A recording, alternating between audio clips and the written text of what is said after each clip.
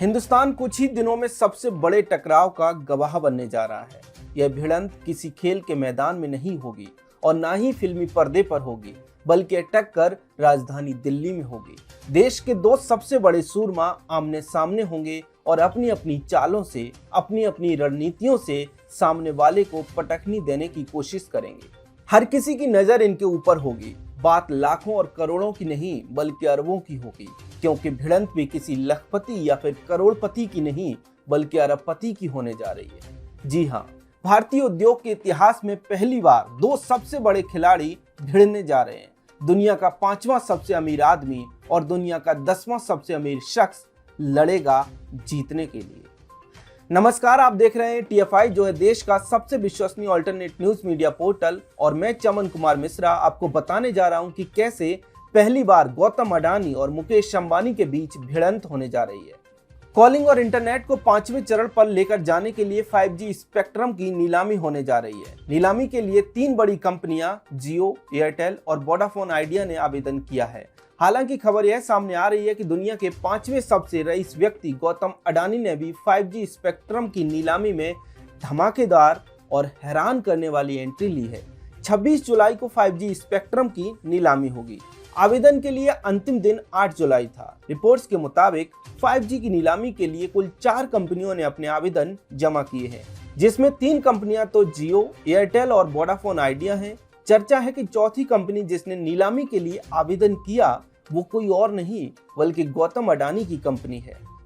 माना जा रहा है कि 5G स्पेक्ट्रम की नीलामी में कूदकर गौतम अडानी टेलीकॉम क्षेत्र में दस्तक देने की बड़ी तैयारी कर चुके हैं।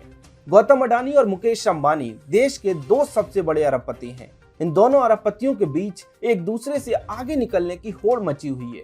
पिछले कुछ समय में जिस तरह से अडानी अपने कारोबार का विस्तार कर रहे हैं, इसी वजह से वो मुकेश अंबानी को पीछे छोड़ने में कामयाब भी रहे हैं। आज के समय में गौतम अडानी दुनिया के 5वें सबसे रईस व्यक्ति बन चुके हैं, तो वहीं मुकेश अंबानी नीचे खिसक कर इस सूची में 10वें नंबर पर आ गए हैं। अगर दूरसंचार विभाग में अडानी उतर जाते हैं तो यह अंबानी के लिए बड़ा खतरा साबित हो सकता है। साथ ही ऐसा पहली बार होगा जब देश के यह 2 सबसे अमीर व्यक्ति सीधे तौर पर किसी क्षेत्र में एक दूसरे को टक्कर देंगे।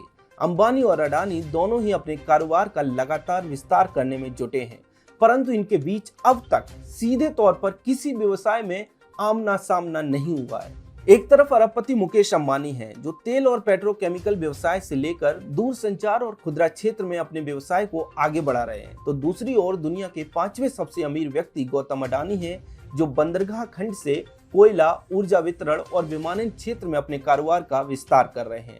रिन्यूएबल ग्रीन एनर्जी में प्रभुत्व के लिए भी मुकेश अंबानी और गौतम अडानी के बीच कड़ा मुकाबला छिड़ा हुआ है। कुछ समय पहले मुकेश अंबानी ने स्वच्छ ऊर्जा और हाइड्रोजन ईंधन के लिए 3 वर्ष में $10 अरब निवेश का ऐलान किया था। इसके बाद उन्हें टक्कर देते हुए अडानी ने भी $20 अरब के निवेश का ऐलान कर दिया।